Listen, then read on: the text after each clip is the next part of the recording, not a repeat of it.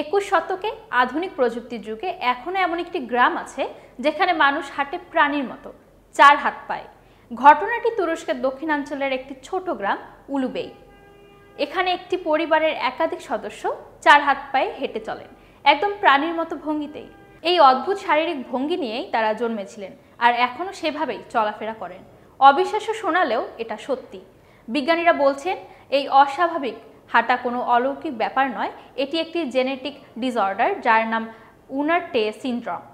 তুরস্কের এক বিজ্ঞানী ডক্টর উনার তান প্রথম এই রোগটির নামকরণ করেন।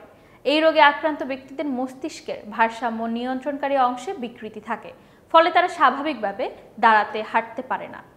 তারা হাঁটেন 4 হাত পায়ে, যেমন প্রাচীন মানুষ বা প্রাণী হাঁটত।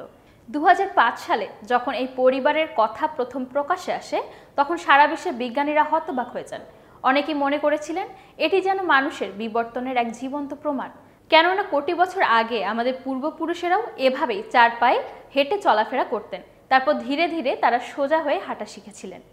তবে এখানেই শেষ নয়, বিজ্ঞানীরা এই পরিবারটির জিন বিশ্লেষণ করে দেখেছেন তাদের মধ্যে এক ধরনের জিন মিউটেশন ঘটেছে যা তাদের হাঁটার ধরনকে প্রভাবিত করেছে।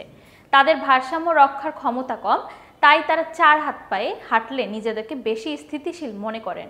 অবিশ্বাস্য হলেও সত্যি, এই পরিবারের কয়েকজন সদস্য এখনো 4 পায়ে হাঁটেন, তবু তারা কাজ করেন, কথা বলেন এবং নিজেদের মতো করে জীবনযাপন করেন।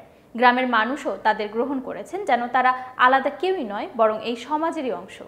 এই ঘটনাটি শুধু চিকিৎসা বিজ্ঞানের কৌতূহল নয়, এটি আমাদের মনে করিয়ে দেয় বিবর্তনের যাত্রা এখনো শেষ হয়নি, আর প্রকৃতির রহস্য এখনো মানুষের বোধের অনেক বাহিরে। যে গ্রামে মানুষ আজও 4 পায়ে হেঁটে চলে, সেই গল্প হয়তো আমাদের শেখায় মানব সভ্যতা যত এগোয় প্রকৃতির শিকড় ততই মনে করিয়ে দেয় আমরা সবাই একসময় ছিলাম এক প্রকৃতির সন্তান, মাটির মানুষ।